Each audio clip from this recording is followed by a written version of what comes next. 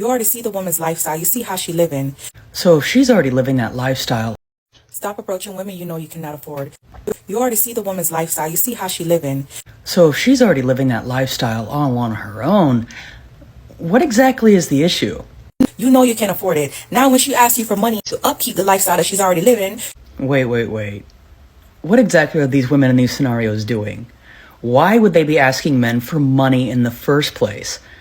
I thought these women were strong and independent and could do things all on their own, and obviously they've been maintaining their lifestyles beforehand. But yet they would ask men for money while they're dating. That's rather giving the impression that some women aren't as strong and independent as they want everyone else to think that they are. It's either that or they just view men as walking ATMs. So which one is it? you want to get an attitude. Go be with your type. She's not your type. Right. They should be with their type, shouldn't they? The type of women that actually want a relationship and don't view men as just a means to an end. Oh, okay. So now dating is luxury tax. Sis out here talking like she's the IRS of romance. Forget love, forget connection. If your wallet ain't heavy, don't even look in her direction. She's not looking for a man, she's looking for an ATM with a beard. Let me ask you one question. If a man can't afford you, what exactly are you selling? Because the last I checked, the price of peace was free, but the cost of delusion is sky high. And before I go forward, go ahead and show me some love. Hit that like button. Definitely subscribe to the channel. Watch the entire video and watch more. Let's get back to it. See, this is what's happening when city girls economics meets real life. They want men to date without their means, but they never consider the same logic applies in reverse. If you require a man to pay for everything, fund your lifestyle, and upgrade your existence, then don't get mad when that man expects something in return. So I was out the other day, minding my own business, just trying to grab a protein shake, and I overhear this group of women talking about they've cracked the Da Vinci Code of modern relationships. One of them goes, marriage is a scam. Ain't no way I'm letting a man control me. But here's the kicker. 5 minutes later, same woman says, I mean, if the right guy comes along, I might consider. Bruh, that ain't empowerment. That's delusion wrapped in contradictions, sprinkled with bitterness. But today we're reacting to a woman who flipped the script. She said, marriage is a flex. And let's just say. So I had somebody come in my comments the other day talking about being married ain't no flex. Girl, you a lie. Baby, being married is the biggest flex you could ever make, okay? To have a man, especially a fine, strong man with a great brain and mind, shoot. For him to say he's going to protect and provide for you for the rest of your life, to have and to hold through sickness, through death, baby, yes, it's the best decision I ever made. Let me tell y'all something. If it's not a big flex, why are so many women at speed dating occasions and events? Why so many women on these dating apps looking for one? You don't even know what you're talking about.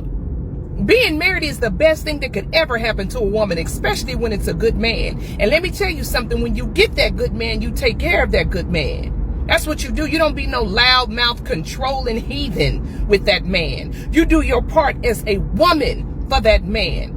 The Bible says, he that findeth a wife findeth a good thing. So if it's a good man out here looking for a good woman, you better be the good woman or you ain't gonna get the good man. Baby, my marriage is lovely. I love it. He's my best friend. We pray together, lay together, eat together, travel together, love together, gossip together. We do everything together. We combine incomes together. We ball together. I help him make good decisions and he helps me. He's the head. I follow. Baby, my husband is everything. And you get you a good man, to my being married is not a flex. Girl, you's a lie. Look at all these women. If it's not a flex, why, if you're the only person in the crowd with your girlfriends getting married, everybody jealous of you? Because it's a flex. Even gay men out here trying to find a man to get married to, because it's a flex. So I don't know if don't nobody want you. You probably not marriage material. You better get your mind right. Start treating these men with respect. Because, baby, you don't want to be single out here in these streets. You don't. I haven't needed anything since I've been married. I haven't had a need for anything. My life has been well taken care of. And I'm grateful for it. So you better get you one, baby. Go America. She said, what? Being married shows I was chosen. You could literally hear 10,000 single women clutching their crystals and sage sticks. And here it gets spicy. She not only saying marriage is a flex, she's saying all the women clowning it are salty they never got picked. She lit up the whole comment section with that one. But let's be real, nowadays, saying you want to be a wife is like yelling, I'm traditional in a feminist yoga studio. They look at you like you just committed a crime. Now here comes the trigger response. You only say that because you got lucky or marriage don't mean nothing no more. But notice this, it's never the happily married women saying marriage is bad. It's always the ones with situationships, no ring, and a podcast. Let me tell you something. When a woman says marriage is a flex, she's not just talking about the wedding ring. She's talking about the fact that she found the man who actually wanted to commit, provide, and protect. That's rarer than a loyal OnlyFans subscription. Imagine this. You're lying in the hospital bed, clinging to life. Your girlfriend and your daughter are by your side. They love you. They're praying for you. But then, boom. The hospital doors swing open like a Netflix plot twist, and walks in your ex-wife, still legally married. And guess what she does? She says, pull the plug, and the hospital listens because legally, she still has the power. Marriage is not important until you're in a real life situation where you cannot make decisions. Case in point, had a patient. Car accident, horrible car accident. Had a wife, and not a wife, I'm sorry, had sister and mom up there swear that man was divorced. Mom, wife wanted him to do everything. I don't want you to do everything that you can for him. He had a TBI. Man was basically almost brain dead at the time. Every word, no, he doesn't have a wife. He doesn't have a wife. He doesn't have a wife. That's mom and sister. There's no wife. There are no adult children. There's a hierarchy, right? Spouse goes first. If you don't have any, if spouse goes first, living adult children or children who are of adequate sound mind and body, like they can make decisions. So older teenagers can make that decision. Then parent, then siblings, and so forth and so on. But the wife or the husband goes first. Mm-hmm. They were adamant that man is not married. About 2 weeks later, we get a knock. Hello, I'm the wife of so-and-so. What do you mean you are the wife of so-and-so? Man, bring me the paperwork.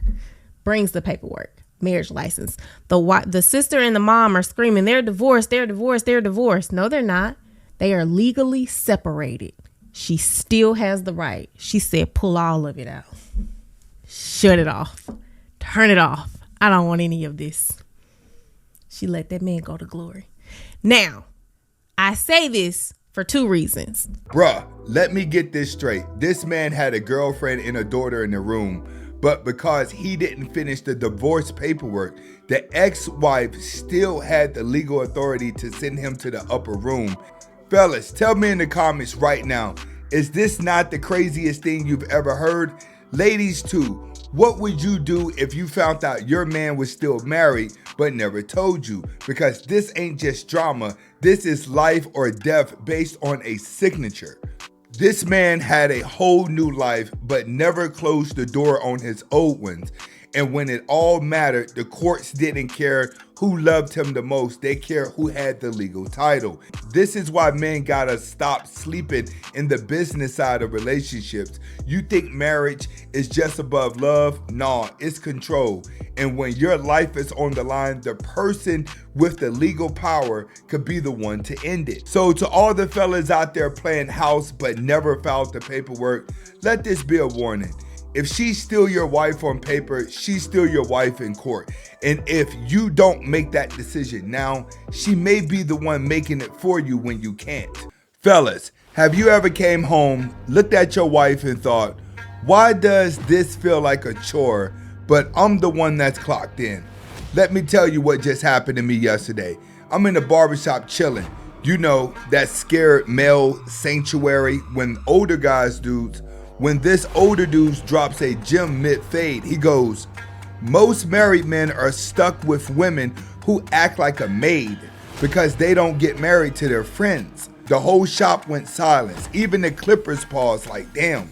But then out of nowhere, a woman in the chair next to him hits him back with, please, y'all got a whole wife at home, but still rather hang out with your boys. And I said, oh, here we go. This battle of lonely wife versus the disconnected husband. Let's get to the clip. So, and this is the reason why a lot of men end up marrying somebody who's a maid but not a friend. She's washing your clothes. She's doing everything that you want her to do, but you don't want to talk to her. She easily irritates you because you don't even like her. That's what I want to get to. Thank you for going there. You don't even like her. Bro, I've talked to several married men who told me that they don't like their wives. I asked them, well, are you at least friends with your wife? They're like, friends? I bet they do. I bet they do everything for them, though. They do everything for them, though. Can I say something? You make enough money to marry a maid. I mean, to hire a maid. I mean, and then marry a friend, right? Wow. If you want, if that's what you want, and so what you really want is somebody to cater to your egos, And your brokenness. your brokenness, Yeah. because you didn't get that to Jesus. Woo. Go ahead. Go, sis. Can I say Yeah. something? I have thought it a bit interesting that it does seem like some men enjoy men more than they enjoy women, but they marry women because they're supposed to, but their affections, their time, their energy, their vulnerability is giving space for men more than so. Now hold up. He said Maid like it was a job listing, but where's the emotional benefits package? But let's be real. How many dudes pick a role instead of a relationship? You wanted tradition, cook, clean, raise the kids, but forgot the friends talk, jokes, and connection. You married the resume, not the personality. Now you mad your house feel like HR. Okay, now she's cooking, cause ladies, here's where it gets spicy. You ever ask why your man wanna be around his boys so much? It's not always about avoiding you. Sometimes it's about being seen with the boys. He's funny, he's relaxed, he understands. At home, he's a walking checklist. Trash out, kids fed, talk about your day. But if you treat him like an employee, don't be shocked when he starts all his PTO with the fellas. Let me ask y'all this, fellas. Did you marry a friend or a function? Ladies, did your man enjoy you or just survives you?